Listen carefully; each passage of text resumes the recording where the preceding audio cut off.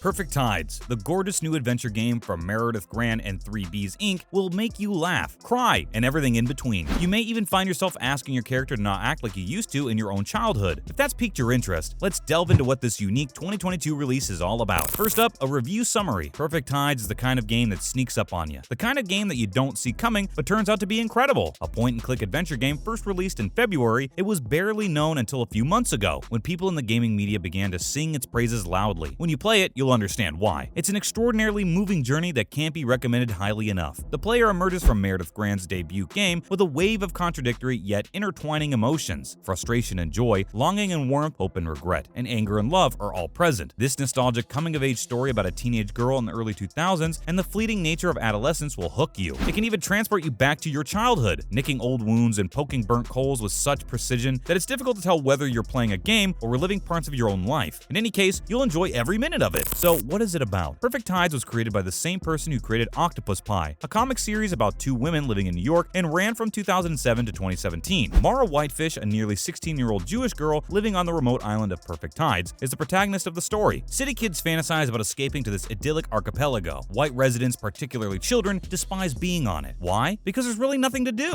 And now for the main characters and setting. Mara sums it up nicely when she says there are no cars, no department stores, no asphalt or steel, nothing. It's the kind of place where rich people have summer homes and queer people can probably feel safe, but also suffocated by the island's deeply conservative self-expression culture. It's easy to feel trapped in this beautiful but constricting landscape where the only way off the island is by ferry boat, which is also Mara's only way to high school. Nobody wants to leave the boring and empty island of Perfect Tides more than Mara and her one real-life friend, Lily. But it never happens. Mara is still in high school after all, but teenagers can dream, and Mara dreams a lot about her future, analyzing her own every action in the hope that it will culminate into something romantically epic. Next, we're on to gameplay. This all culminates into a point-and-click adventure game. Perfect Tides, like old-school LucasArts or Sierra Entertainment classics like Day of the Tentacle and King's Quest VI, will have you clicking around the screen in the hopes of figuring out what you can do and where to go next. To be clear, the puzzle solving rarely presents any significant challenges. Many of them are optional, and whether you complete them or not has any bearing on your progress, but rather to the game's ending, which is quite intriguing. Mara's journey is personalized based on your moral compass, and the actions you take trigger them reflect your ideals back to you. The gameplay appears to be an interpretation of Grant's desire for players to live in the lonely world of Perfect Tides. The player is not told what the end goal is. In one case, for example, you begin with one simple task, bringing the groceries home. After struggling to understand the mechanics for a while, you're left with few options to where to go or what to do next. Perfect Tides feels aimless in the way that reinforces the narrative of wandering, but not in a manner that would pull you out of the game. And so you move on, clicking from one location to the next. The cursor changes when you use a scroll wheel. There's an eye for looking at things, a hand for touching things, and a little human icon for walking around. Items can be retrieved from a backpack and used to interact with the outside world. The story comes from exploration, wandering across the island, and through Mara's online life. However, as cool as the free-flowing and exploratory nature of the game is, it is entirely possible to reach the end of the game only to discover that you have missed some optional puzzles, and as a result, a few tender moments between characters that could have been experienced if you had completed them. For example, during the summer, if you combine two different items, they create something else that could be traded for a gift to be given to Mara's asshole of a brother during Hanukkah in the winter, changing the dialogue and resulting ending. Optional actions like this are brilliant because they demonstrate Mara's growth as well as our ability to forgive others. So the problem isn't that you wouldn't know the solution to this particular puzzle, but that you might not even realize it was a puzzle, a choice to do or not do something, and that completing certain puzzles can change the game's ending. We're not saying that we want games like this to spell out the solutions to their puzzles, but Perfect Tides doesn't always adequately hint at what's possible or how it will affect the world and its characters. However, this does add some semblance of replayability, so credit where credit is due. Now, a detailed review. Whatever minor frustrations Perfect Tides puzzle may cause, the story more than compensates for it. It tells a complicated story about a teen in the early 2000s, complete with all the digital and real heartbreak that comes with adolescence in the internet age, as well as all the melodramatic angst and intensity that being a teen can bring to the world. Mara transforms from an anxious fanfic writer and forum lurker to whatever you make her as you play through this formative year in her life over the course of the game's 4 seasons. She can gain confidence and define her ideals as she learns that people are fallible and occasionally disappoint us. She can, on the other hand, withdraw into herself as her relationships fade. Mara is a character in her own right, as well as a conduit through which you can relive that era, and as such, it can resurface both comforting and painful memories if you happen to grow up during that time period. You may not be a 15-year-old Jewish girl living on an island in the year 2000, but Meredith Grant imbues her characters with such emotional depth and nuance that much of Perfect Tides will reflect your own upbringing. Waiting for the computer to connect to the internet, feeling your ears bleed as the AOL dial-up noise screeched from the speakers, befriending and eventually dating an internet stranger, watching friends friends fade away, considering the lure of a quiet death. With each in-game revelation, each season's conclusion, you'll wonder if Meredith and you are the same, or if the millennial experience is just that universal. There's something about the way Meredith Grant wrote Mara, the crippling insecurity that prevents the adolescent from engaging in normal social interactions, that not only hints at Mara's own erratic mental state, but can also reflect your own adolescent struggles back to you, as if Grant had some sort of crystal ball peering into your life. Her portrayal of adolescent angst is spot on, and the tug-of-war between Mara's desire for intimacy and her inner critic's overprotective nature is both frustrating and understandable. It's amazing how genuine these characters feel, how they make mistakes despite knowing how stupid those mistakes are. Even if he didn't grow up in the early 2000s, Grant's depiction of adolescence transcends its period setting, capturing something real and true about the excitement and anguish of growing up. Final thoughts. Those expecting a more challenging adventure game format will be disappointed. The game's basic look verb is far more concerned with putting the player in Mara's head through memory-laden descriptions of things than with assisting you in determining how to attach inventory object A to environmental obstacle B. Even so, intent shines through. Perfect Tide's optional, more structured puzzles are all rooted, sometimes literally, in acts of care, intentionality, and kindness. Mara's brain screams at her almost constantly, but in these moments of puzzle solving, she gives herself over to the process of gradually making the world a gentler place. It's a subtle and satisfying ethos. As the credits roll, you can't help but feel sorry for Mara, who, despite your best efforts, will undoubtedly make some of the same mistakes we all did as a teenager, many of which could have been avoided if it hadn't been for the desperate desire for approval. No matter what happens though, there is still hope for Mara. As a 16-year-old, she has her entire life ahead of her, one full of trials and tribulations, but one worth living nonetheless. That is arguably the most crucial takeaway from Perfect Tide's conclusion. You can always start over as long as you have breath in your lungs. Mara may never leave Perfect Tides, and many of her friends on the island may not stay for long, but there is comfort in knowing that you can reinvent yourself every day. It's a lesson Mara learns to accept regardless of the outcome, and it's a beautiful one we could all learn from. And that's a wrap for this video. So are you looking forward to playing Perfect Tides now? Or if you've already played it, do your thoughts on it align with ours? Do let us know in the comments below. Make sure to give this video a thumbs up and click the subscribe button for more videos like this. See you in the next one!